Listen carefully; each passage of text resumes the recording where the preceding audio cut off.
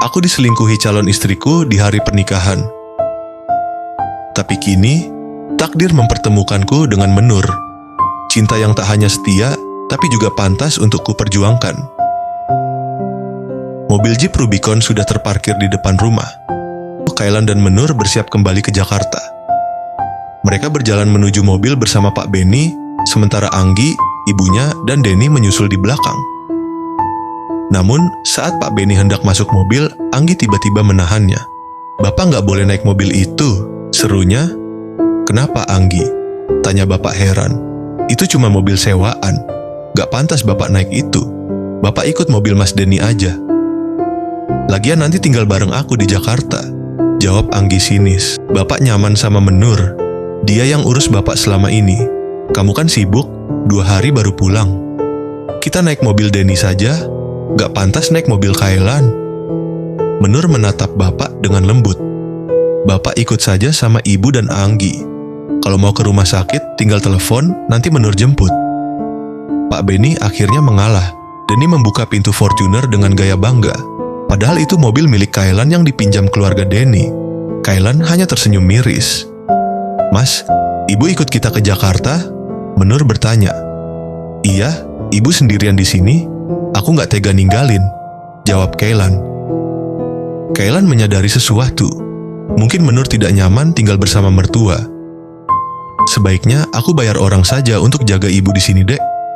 Aku khawatir kamu nggak nyaman." Menur mengernyit. "Loh kenapa? Nggak apa-apa kok, Mas. Ibu juga baik, nggak cerewet kayak ibuku," balas Menur. Kailan lega. "Oke, aku bakal jemput Ibu ya." Sesaat kemudian, Menur berkata, "Mas, nggak usah sewa mobil mewah kayak gini. Sayang uangnya. Aku nggak apa-apa naik bus atau kereta." Kailan tersenyum. "Ini mobilku sendiri." "Serius, Mas?" "Ya. Aku juga pengusaha tambang batu bara di Kalimantan dan punya beberapa toko furniture di Jakarta, Dek."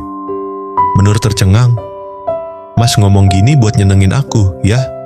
Kailan tersenyum tipis.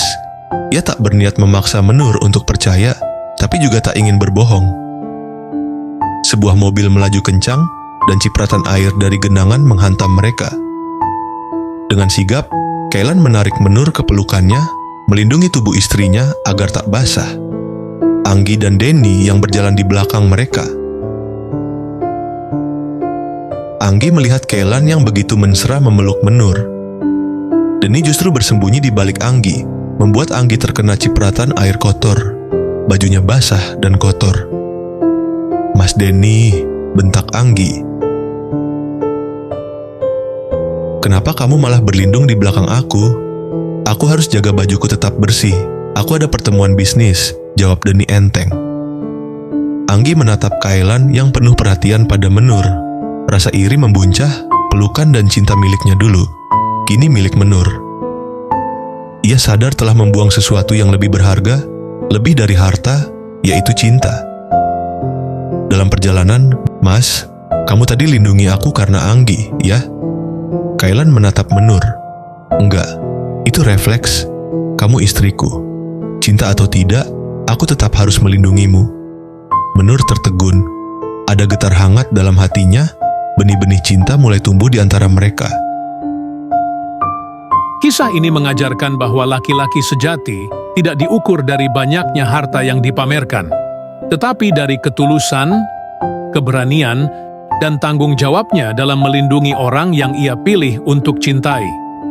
Kailan menunjukkan bahwa pria yang tangguh bukanlah yang paling lantang berbicara, melainkan yang tetap tenang dalam menghadapi hinaan, tetap setia pada prinsip, dan tahu siapa yang pantas ia jaga. Sementara itu, Denny dan Anggi adalah cerminan dari kesombongan yang hanya mengedepankan gengsi dan pencitraan, tapi kehilangan hal paling berharga dalam hidup, kepercayaan dan cinta tulus dari keluarga. Menur mengajarkan kelembutan dalam keteguhan, bahwa perempuan kuat bukanlah yang membalas dengan amarah, tapi yang tetap sabar, tahu kapan harus mundur, dan tetap menjaga cinta meski diuji. Dan Kailan adalah bukti bahwa perjuangan laki-laki bukan sekadar mencari uang, tapi bagaimana ia bertahan untuk jadi pelindung, meski cintanya belum sempurna dibalas. Karena Cinta sejati lahir dari tanggung jawab yang tak pernah lelah diperjuangkan